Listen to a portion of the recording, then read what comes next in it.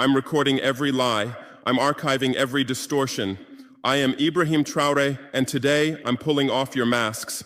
Yes, you heard correctly.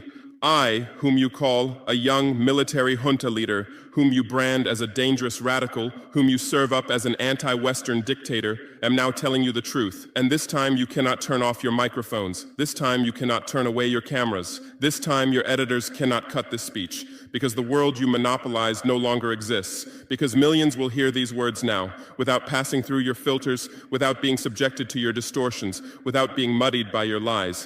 I am 34 years old. Every day of my life, I grew up with your lies. As a child, I would watch Africa on television. Always the same images: children with flies, dry lands, weapons, death. This is Africa, they told us. This is what Africa is. And we believed it. We were ashamed of ourselves. We were ashamed of our own lands, of our own people. But then I grew up. I read, I researched, I questioned, and I understood that the Africa you showed us wasn't real. The story you told us was a lie. The fate you imposed on us was a script you had written. For years, how have you portrayed Africa? How have you shown it? How have you sold it to your viewers? As if we were creatures who had no share of humanity, as if we were savages left outside of civilization, as if we were wretches waiting for you to save us. Every day, every hour, every minute, the same story plays on your screens. Hunger, war, disease, corruption, terror, chaos. These are the words that come to mind when Africa is mentioned. In your Africa dictionary, there are no other words. No hope, no success, no development, no resistance, no honor, no pride, no victory. So I ask you, New York Times, Washington Post, Guardian, Le Monde, have you ever made Africa's successes your headlines? How many times have you written about Rwanda's technology miracle? How many times have you shown Ethiopia's reforestation project? How many times have you praised Botswana's democratic success? How many times have you described Kenya's entrepreneurial ecosystem? No, because these don't fit your scenario. Your Africa cannot be successful. It cannot, because then how will you legitimize your exploitation? If it's not in need of help, how will you intervene? If it's not backward, how will you look down on it? Have you ever asked yourselves, has any editor sitting at their desk, any news director in a meeting, any columnist at their keyboard ever thought, why are the people of the world's richest lands poor? Here are the numbers for you, real numbers. Africa owns 70% of the world's cobalt reserves. Your cell phone, your computer, your electric car won't work without cobalt. This cobalt comes from Congo, but Congolese can't afford cell phones. Africa owns 90% of the world's platinum reserves. Catalytic converters, electronic devices, medical implants, they all need platinum. This platinum comes from South Africa,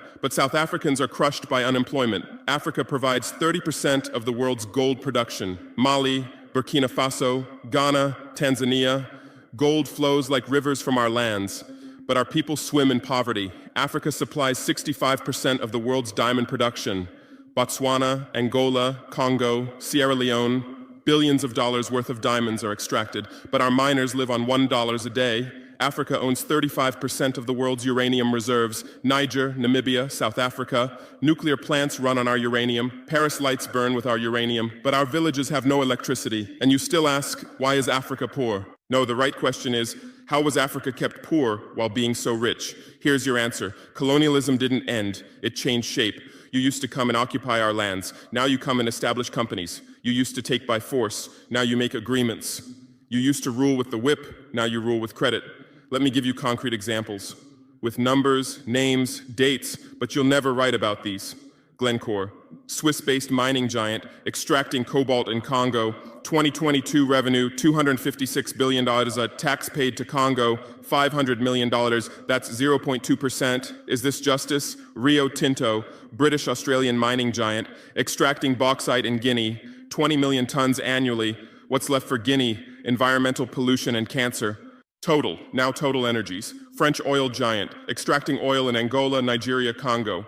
2022, profit, $36 billion investment in Africa, dirty pipelines, Anglo-American, founded in South Africa but now in London. Diamonds, platinum, iron, taking everything. What it left in South Africa, 6 million unemployed miners. And these are just the tip of the iceberg. What about the invisible, the secret deals, the offshore accounts, the transfer pricing tricks? Every year, $88 billion in illegal money flows out of Africa.